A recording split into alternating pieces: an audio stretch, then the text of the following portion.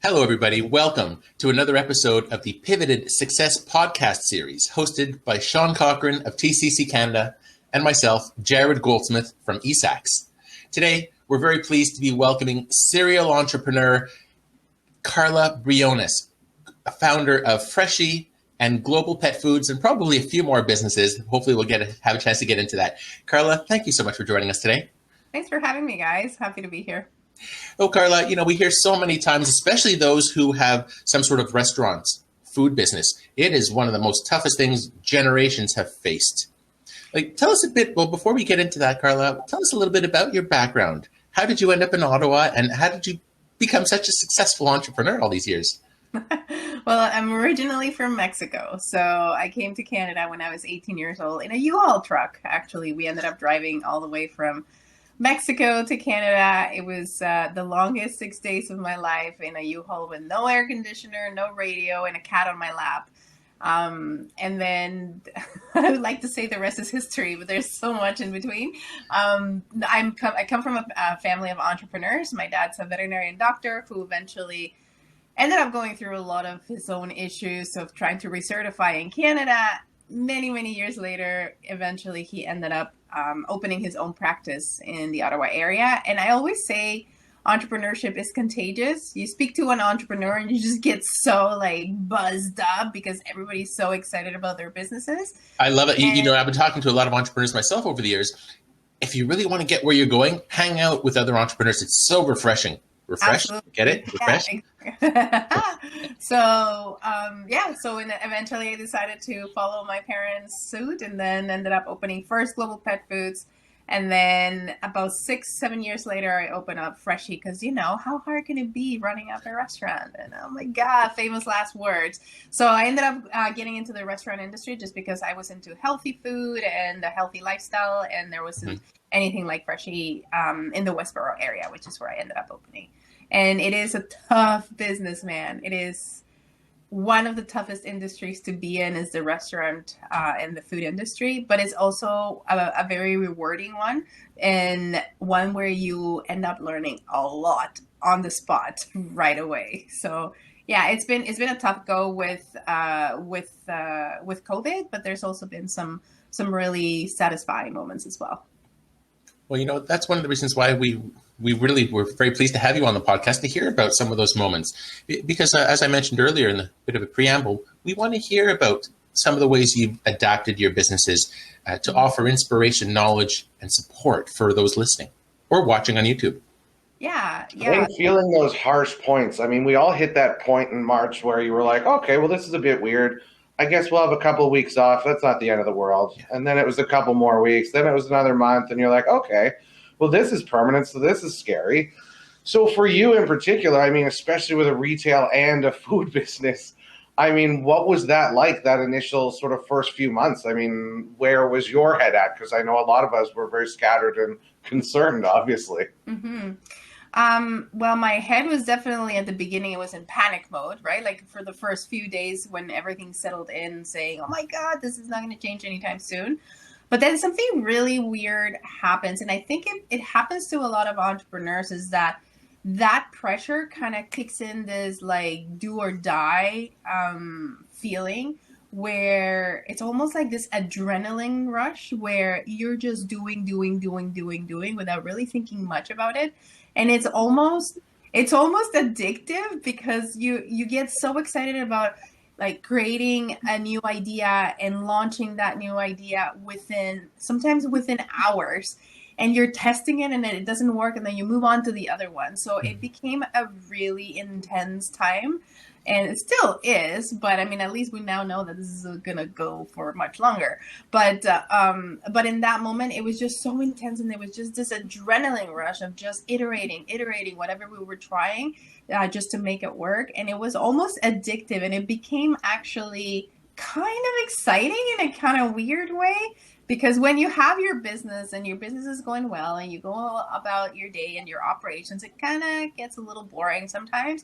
So all of a sudden you're hit with this pandemic and you have to figure out a way to make your business work. So all of a sudden, there is there's life. It sounds terrible, but there's like this rush that is addictive, and that you want to, make your business work, and you don't stop until it does. So it was quite an interesting time of year that, of course the first time is like, total shock and denial. A few tears were shed, obviously.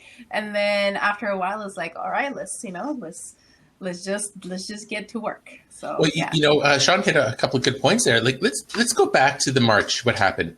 Mm-hmm. Business is going well. I understand you were on an upward trajectory. Life was good. Everybody's healthy. And then COVID hit. What happened? How did you realize that everything changed in the world? Like, was it nobody, zero revenue? Like, just what was it like from a restaurateur Yeah, so we were having our best year yet, and our strategy to increase our revenue was to get really aggressive at our catering sales. And we were hitting all of our targets and surpassing them, and then all of a sudden COVID hits, and it's like phone call after phone call after phone call, email after email, canceling all of these catering contracts. And I mean, I'm talking big contracts. I'm talking about schools, like the school board. We had hospitals, and then all of a sudden, the schools are not going to school. And yeah, so it literally went from being full tilt and to our sales dropping by, and it was overnight, guys, by 80%. And then, so that is like the shock. That's when the tears were shed, because you're like, so much is changing for the worse in such a quick amount of time that all of a sudden it's like, oh my God, like, it's just like, you don't even know where to begin. Yeah, you wake up the next day and you have 400 phone calls and emails, like cancel. Oh, yeah. Crap, like what happened? Exactly. And then we were just so excited that we were hitting our numbers, and it was like our big strategy for 2020. And oh my God, it was such a stressful time. I love hearing people's stories of that sort of transitional moment, because I find a lot of entrepreneurs, especially in the sort of areas like retail or things where everything's just shuttered. There's no business. It's just done. Just to see them in that state, because there's two ways to do it. You sort of sit back and be like, well, I guess I'll wait for this to pass. But you quickly, especially as an entrepreneur, realize, no, sitting here is how I end up out of business. So what can we do? What else can we do? Can we do this? Can we do that? Can we do that? And it gets those, I know exactly what you mean with the entrepreneurial sort of juices flowing.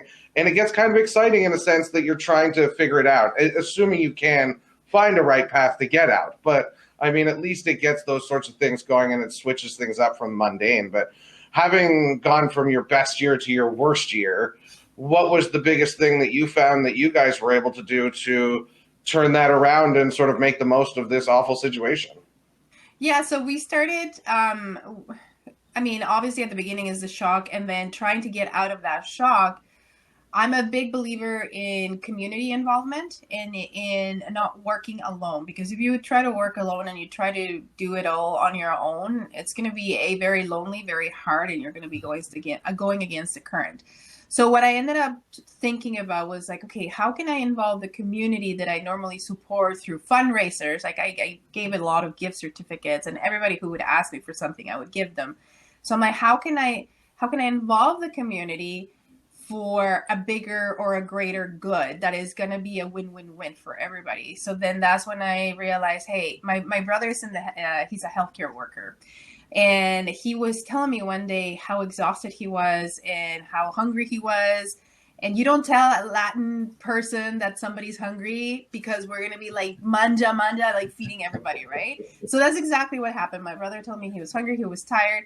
And then I'm like, wait a minute, I have a restaurant. I have people that are some of my customers and my clients that are asking me, how can we help you? Like, how can we support you other than just, ordering takeout? And I'm like, well, why don't we create a fundraising event or a fundraiser where people from the community donate $10 to feed a healthcare worker? And they're helping two people. They're helping the healthcare worker, but they're also helping a family business, because, we needed that money in order to sustain ourselves. So then that's what I ended up doing. It was a risk, because I didn't want to come across as greedy. So I decided to be very open in the way that I communicated it. It was like, if you are sitting at home and you don't know what to do to help in this situation, I have this restaurant that is struggling, but your donations would definitely help this family restaurant stay afloat, but it would also help healthcare workers, kept fed in one of the busiest times for them. Yeah. So it was a triple win. It worked, and it literally ended up funding probably another a good month and a half of our business, where about, I would say 70% of that month and a half of our revenue were coming from that initiative. So it was again something that it was in the middle of a moment of desperation, and then seeing a problem, which is my brother, and then my brother telling me that he's hungry, and I'm like, I want to feed you, but I wonder how many other doctors, nurses, and what more are feeling the same. So let's help you guys. Yeah. I remember seeing that initiative when you launched it and thinking, what an amazing idea. And I love that you sort of thought about the sort of double-edged sword of I don't want to come across as give me money. This is for other people. But the amount of good that could do in these crazy times, and the impact, especially on the health workers, I mean, especially at the beginning, was insane. And just a way to help them cope, and other people to help other people, because like you said, you're sort of trapping, like, how do I help? It's not like something else where you can go out and volunteer, you can go out and do something. They're telling you to stay home and do nothing. So it's a tough one to make sure that you're still trying to help the people that are struggling. Yeah, I think that the entrepreneurs who are sitting there the first couple of weeks even of COVID, waiting for government handouts and crying in their pillow and not doing anything, those are the ones who really tend to stand out versus the ones like yourself, myself, Sean, who are being proactive. Okay, world's changed, cry a little bit, get over it, and then the next day, right to business. How do we fix this and move forward? Karla, I'm so pleased to hear about that community initiative. And continuing on that thread, I first heard about you, Karla, through Invest Ottawa.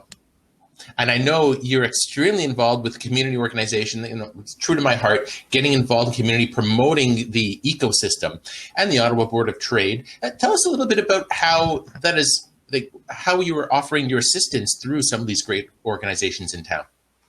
Yeah, so it stemmed from, actually, again, it stemmed from a very personal experience where my dad, after many years, he hired me to sell his business. And in doing so, we realized that he made catastrophic mistakes in the setup of the business. So we had to backtrack 13 years worth of accounting, 13 years worth of taxes, 13 years worth of a lot of stuff that ended up being very costly and almost put his retirement in jeopardy. So from that experience, I was like, I wonder, and because we're immigrants, so I'm like, I wonder how many other immigrants go through this experience where they're trying to set up a business, they don't do it right, and then they could potentially end up losing their life savings. And then I decided to start helping immigrants on how to set up their businesses, how to do it properly, how to have a strong foundations with the experience that I've acquired throughout my years in business. And then, okay, and being an immigrant is also very lonely. Also being an entrepreneur in general is a very lonely endeavor. Right. How can I use my network to help their networks? So I decided to open up a consulting company to help immigrants, but then very quickly, I was helping not just immigrants, I was helping entrepreneurs from every walk of life. And then Invest Ottawa approached me and said, hey, we're interested in what you're doing. Would you want to be an independent business advisor for Invest Ottawa's clients? And if people don't know about Invest Ottawa, it's a place where even if you're at the idea stage or if you're at the scale-up stage, you can get business advice for free. You can get accounting help for free, legal advice for free. So it's like Ottawa's worst and best kept secret. So I started getting involved with them. And after that, I started getting involved with the Ottawa Board of Trade. And it's just trying to help the community grow healthier, better, and be more inclusive as well, more diverse. So it's something that is very near and dear to my heart, again, stemming from a very personal experience, but also utilizing, at the end of the day, what good is that knowledge inside my head if it's not shared? Yeah, I can benefit from that knowledge and I can benefit from those networks myself, but I guess the ripple effect of sharing that and helping the ecosystem as a whole is gonna be much better than just keeping it to myself. Sure. That's sort of what I go about. Fantastic. It's not just immigrant entrepreneurs who might not know where they're going. It's anybody who starts a business. Many of us are doing it for the first time, and we don't know what's available out there. We don't know what we don't know yet. I think most of us who've been around for a while. Now we know what we don't know, but it took a while to get to that point. And it's a matter of finding those resources. Now, I used a lot of Invest Ottawa's help when I first started, and I started mentoring them, some of their workshops as well years ago. And, especially during COVID, there's a great opportunity called Digital Main Street. And I know you're quite active. Would you like to chat about that on your involvement? Yeah. So Digital Main Street is a federal and provincial government program which helps businesses. There's two parts of this program. There's Shop Here, which helps any business that doesn't have a website. They actually build you a website for free. And you can be a home-based business, you can be an actual Main Street business, you can be a business of any sort, and they will help you build your website. And then the second part of the program is a Digital Main Street. And Digital Main Street is where they help you future-proof your program. They assign you a business advisor and a team of 6 digital marketers. They look into your business, and for 2 weeks straight, they work on the digital assets and just a digital strategy or a digital marketing strategy for your business. And it's all paid for by your tax dollars, so you might as well take advantage of them. So it's all paid for, and we've seen hundreds and hundreds of entrepreneurs from all across Eastern Ontario. And some of these entrepreneurs are big names that you would recognize. So it's so rewarding that, one day I'm helping someone who's been in business for a couple of months, but then the other day I'm speaking with, a food and beverage or a brewery, veteran that's been in the industry for 30 years, and they're still taking advantage of these programs, and they're still, relying on other people's expertise and networks and whatnot. So entrepreneurship, learning as an entrepreneur, it never stops. And I really love seeing how it's anybody from beginners to advanced that are taking advantage of this program. Because again, being at a stage in your career now, Karla, where you're able, or have been for some time, mentoring people and offering your help to encourage and mentor others, has mentorship played a role in your entrepreneurial journey? Have you been mentored? Have you had mentors? It's very interesting. As an immigrant, I grew up being and learning to be very self-reliant. Also, I come from Mexico, where the government might not necessarily be as helpful as here in Canada. So as Mexicans, we learn to be very self-reliant, and we learn to learn that we're alone. And then I came to Canada, and I didn't know what I didn't know. I didn't realize how much help the Canadian government gives you and how helpful the community is. And it was actually when I started getting mentorship was about 5 years ago only. And I've been in business for 12 years. And it took a while for me to realize that the Canadian, particularly the Ottawa community, is so welcoming and so collaborative. It took me a while. It took me a while to really realize that, embrace it, and be part of it. So it was about 5 years ago I started getting that mentorship. Speaking of in the past, let's go into the future a little bit, Karla. Where do you see yourself or your businesses, let's say, in 6 months from now and a year from now? Can you put on your thinking hat and envision? Open. Well, the pet stores are actually doing quite great. It was funny because I'm talking about the March time in Freshie where, I'm like scrambling. But on the pet stores, it was like mayhem. Everybody was like, oh my God, the world's coming to an end. Our dog is not going to have food. Let's buy like 6 months worth of food. So it was ridiculously crazy. So that was the other way. But in terms of like where I see myself 6 months from now, honestly, for the restaurant is the one that's a bit obviously struggling. So that's the one that I want to continue open. I believe in that business. I believe in what we're doing. So so I want to keep that one open. In a year from now, I think I want to be able to relax. I want to be able to say, okay, businesses are back on track, or at least Freshie's back on track. We've got our contracts, and continue to and pick up all of those community events that I've had to say no to recently, in terms of like donating gift cards and donating money, and like all of these like little league teams coming to us. I want to continue doing that. So that's what I want to do. A lot of the times you hear entrepreneurs you ask them, why are you starting in the first place? Yeah, I want to have my 3-day work week. I want to spend more time with my kids. I want to travel. And I have a few thoughts about that, but you know, when you're saying you want to work, keep building, maybe in a year from now, you might take a day off. Like, what would you say to those people who have that mind frame on the thrill of starting a business? To do it. I mean, I'm not going to say that I'm like working 80 hours. I'm a mom too, so I have to find the balance. But if anybody's thinking about opening a business, yeah, it's going to be a lot of work at the beginning, but you make it whatever you want it to be. You can make it your own. You can be as busy or as not busy as you want it to be. But yeah, what I say to them is just do it.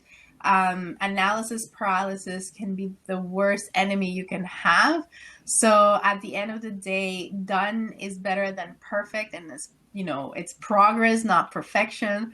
So do it, get surrounded by people, get surrounded by the community that will be cheering you on and supporting you, and you will not feel as alone as it could potentially be if you do this on your own. Analysis paralysis. I was just going to say, I find it hard with entrepreneurs often too, because it's not like something, say you're learning to be a hockey player or a musician or something. You practice. But as an entrepreneur, your failures are your practice.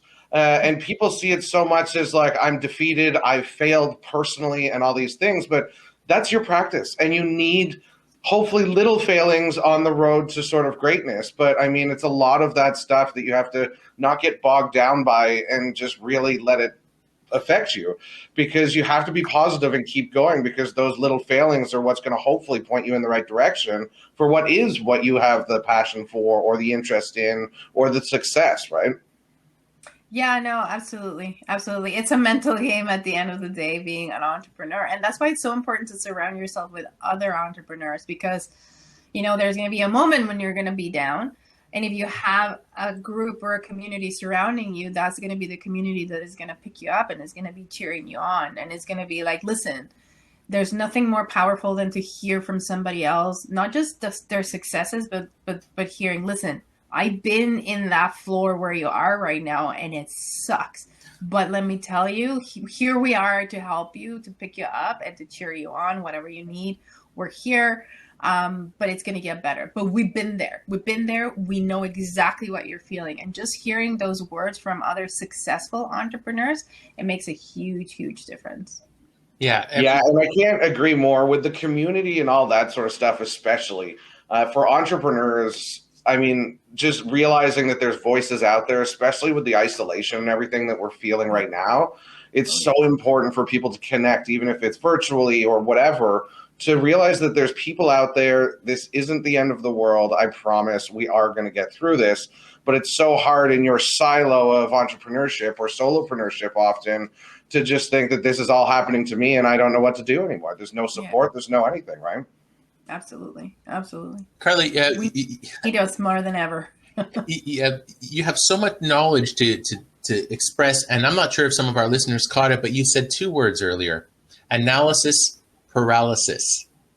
And I just sat down and I started thinking about that momentarily, and I thought, of all what you just said, that's what really caught my attention. Because a lot of the times we hear entrepreneurs thinking, okay, I have to do X, Y, Z to, infinity before I launch. I have to have my website. I have to have my fancy business cards. I have to everything. And then a year later, they lose their competitive edge because someone else started the business or something happened. It reminds me of one of my mentors, Greg Weatherden, a local business serial entrepreneur. He said, make it better later. Those are his words. And I love it. And it's similar to what you say, like analysis paralysis. Can you elaborate a little bit more on that, please?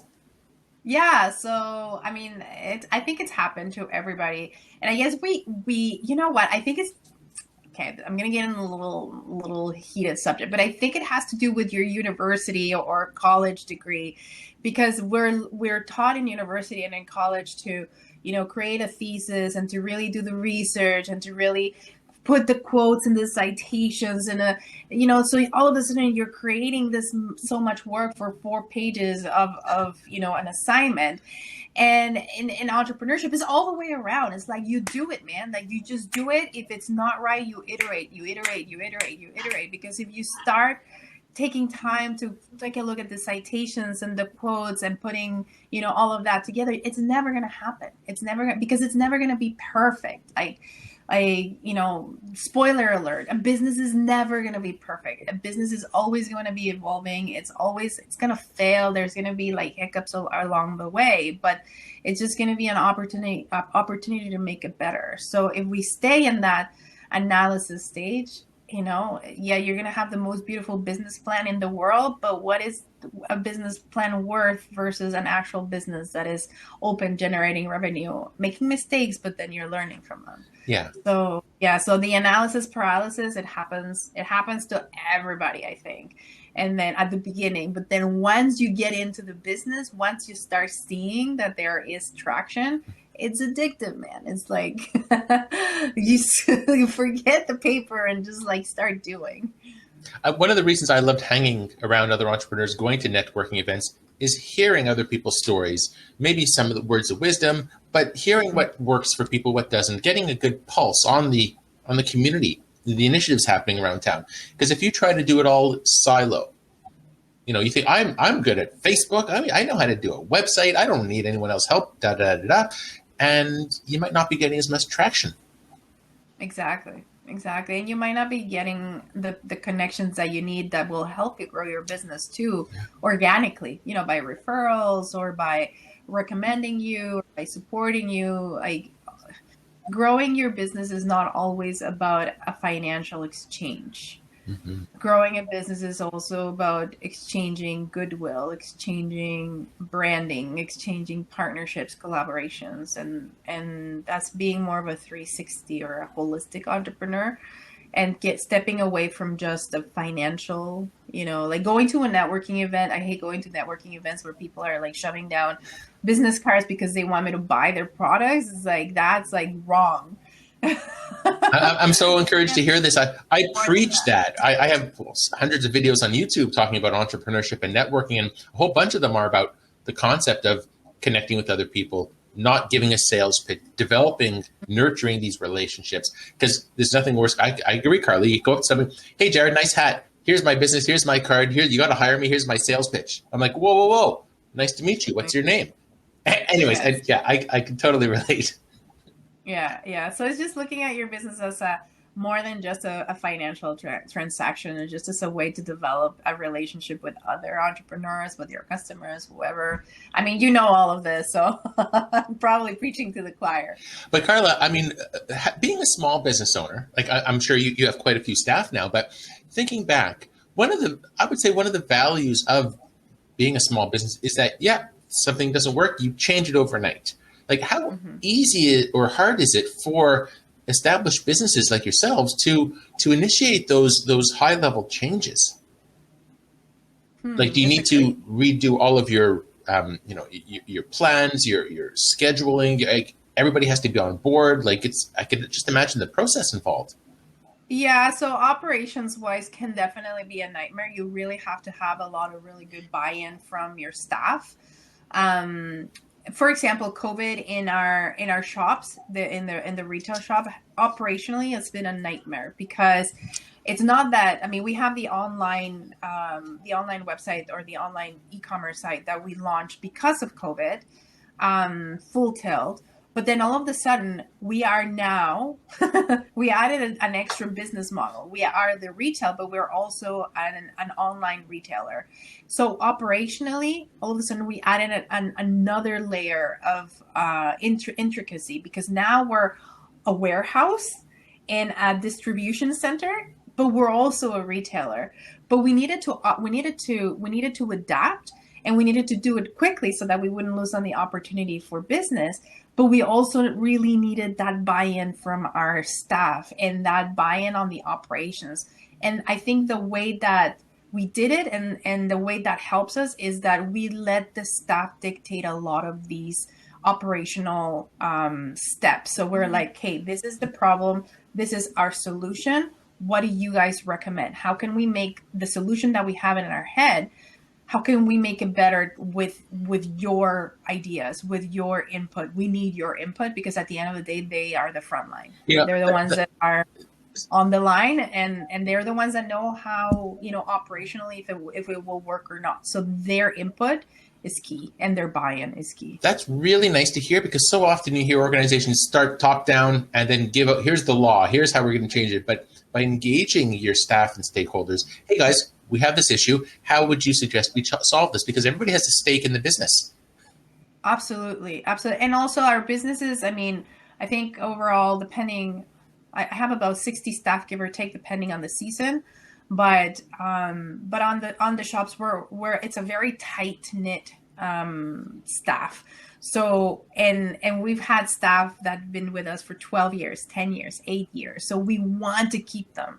So we need to treat our staff. We need to take into consideration their ideas. We need to action their suggestions, because again, they're the ones that are on the front line.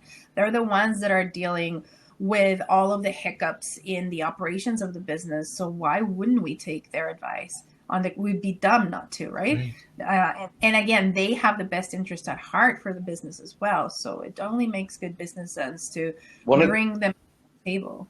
It's so nice to hear, because there are, just like Jared said, so many sort of blind corporations that don't look down to their people, especially in the retail and sort of service sector, because that is the important part. Those are the frontline workers that are going to make that difference. And if they don't care, nobody's going to care. So, I mean, it's really important to instill that along the way. And I mean, during these crazy times, it's been hard to anticipate what to do. So, I mean, having people's feedback, and I mean, it's tough for them as well, right? So it's nice to involve people as much as you can.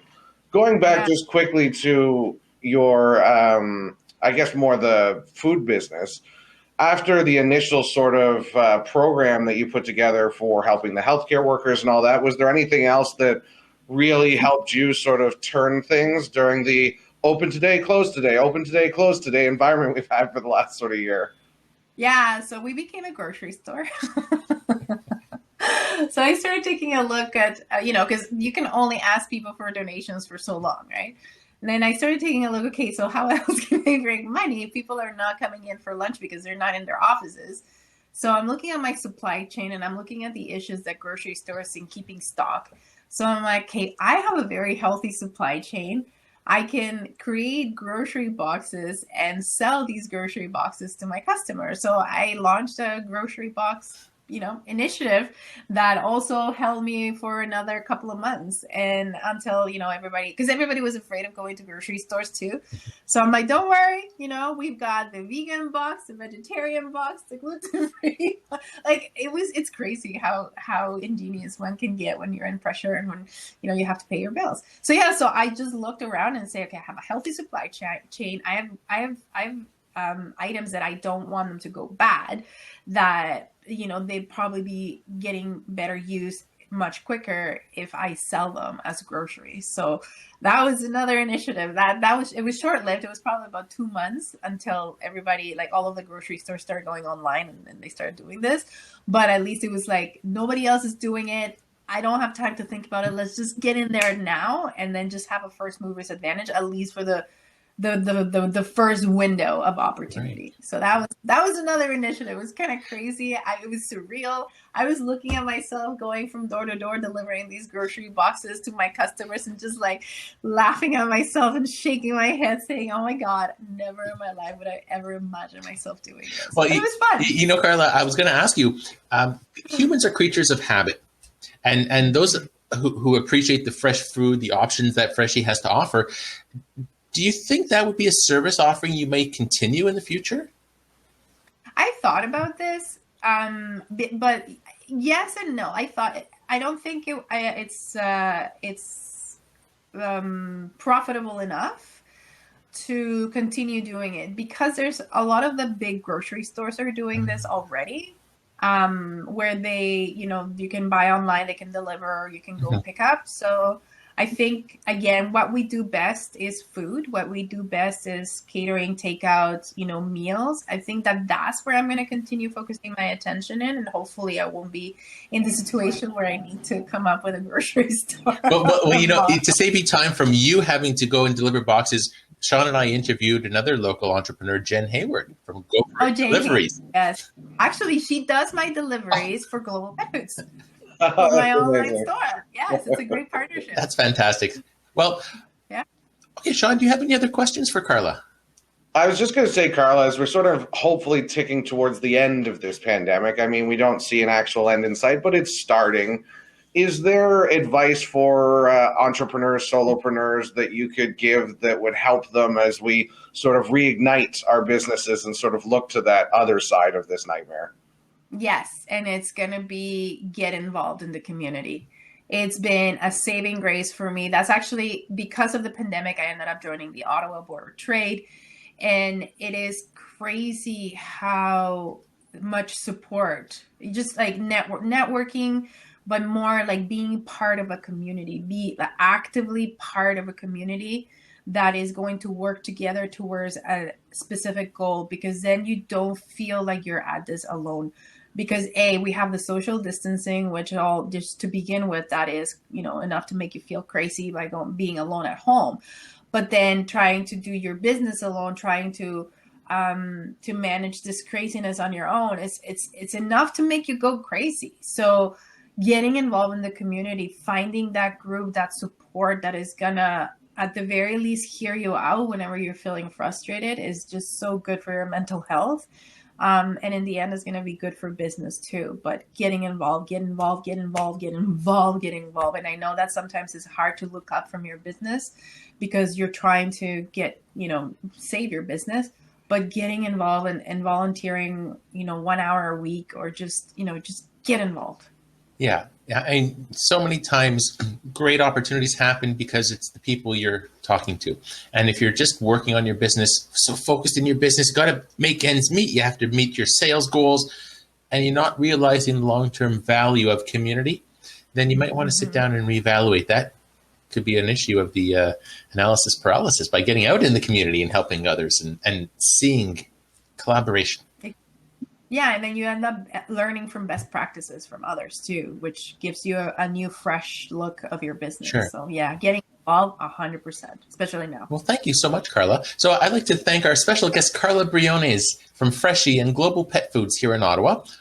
Karla, thank you so much. Thank you so much, guys, for having me. It was fun to talk to you. Well, thank you. And this was another initiative by Sean Cochran from TCC Canada and myself, Jared Goldsmith from ESACS. So stay safe, everybody, and stay in business.